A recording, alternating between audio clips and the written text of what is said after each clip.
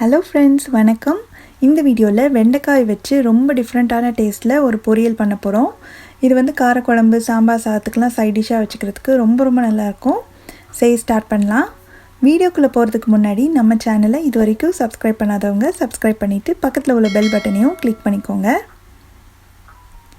இந்த டிஷ் வந்து தேங்காய் எண்ணெயில் பண்ணோம்னா ரொம்ப டேஸ்ட்டாக இருக்கும். அதனால நான் ஒரு 1.5 டேபிள் ஸ்பூன் அளவுக்கு தேங்காய் எண்ணெய் சேர்த்துருக்கேன். எண்ணெய் சூடானதுக்கு அப்புறமா 1/2 டீஸ்பூன் கடுகு, 1/2 டீஸ்பூன் உளுந்து, இது ரெண்டும் நல்லா பொரியணும். அடுத்து ஒரு பெரிய வெங்காயத்தை பொடியாக வெட்டி சேர்த்துக்கலாம். இந்த வெங்காயத்தை நல்லா வதக்கிக்கணும்.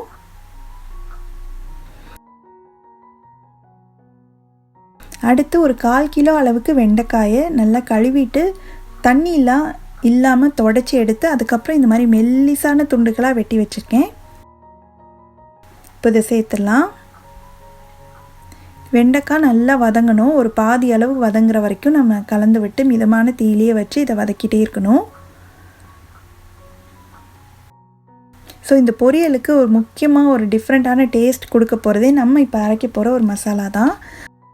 ஒரு மிக்ஸி ஜாரில் 2 பச்சை மிளகாய், 2 பூண்டு, ஒரு பெரிய வெங்காயத்தில் வந்து ஒரு 1/4 பகுதி எடுத்துருக்கேன். இது கிட்டத்தட்ட ஒரு 2 டேபிள் ஸ்பூன் அளவுக்கு இருக்கும். சின்ன வெங்காயம் இருந்ததுன்னா கண்டிப்பாக அதை சேர்த்துக்கோங்க. அதோட டேஸ்ட் வந்து ரொம்ப நல்லாயிருக்கும். சின்ன வெங்காயம் இல்லைன்னா பெரிய வெங்காயம் சேர்த்துக்கலாம். அப்புறம் ஒரு 3 டேபிள் ஸ்பூன் அளவுக்கு தேங்காய். இப்போ இது எல்லாத்தையும் தண்ணி சேர்க்காமல் கொஞ்சம் கொரப்பாக அரைச்சி எடுத்துகிட்டு வந்துடலாம். இப்போ வெண்டைக்காய் பார்த்திங்கன்னா ஒரு 3/4 வாசி அளவுக்கு வெந்துடுச்சு. அந்த விழுவிழுப்பு தன்மையெல்லாம் ஓரளவுக்கு குறைஞ்சிருச்சு. இந்த ஸ்டேஜில் ஒரு 1/4 டீஸ்பூன் மஞ்சள் தூளும் இதுக்கு தேவையான அளவு உப்பும் சேர்த்து நல்லா கலந்து விட்டுலாம்.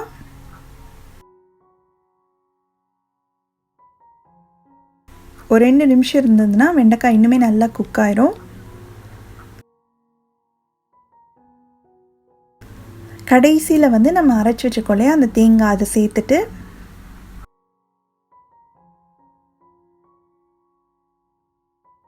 நல்லா கலந்து விட்டு ஒரு 2-3 நிமிஷம் இதோட பச்சை வாசனை போகிற வரைக்கும் இருந்தால் போதும். உங்களுக்கு பச்சை மிளகாய் வேண்டான்னு நினச்சிங்கன்னா நீங்கள் அதுக்கு பதிலாக காஞ்ச மிளகாயும் சேர்த்துக்கலாம். நல்லா கலந்து விட்டு ஒரு 2-3 நிமிஷம் இருந்ததுன்னா சூப்பராக ரெடி ஆயிரும். நம்ம பூண்டு இதெல்லாம் சேர்த்துருக்கிறதுனால இதோட வாசனையும் ரொம்ப நல்லாயிருக்கும், டேஸ்ட்டும் ரொம்ப நல்லாயிருக்கும். இப்போ கடைசியில் கொஞ்சமாக கறிவேப்பிலையை இந்த மாதிரி பிச்சு சேர்த்துட்டு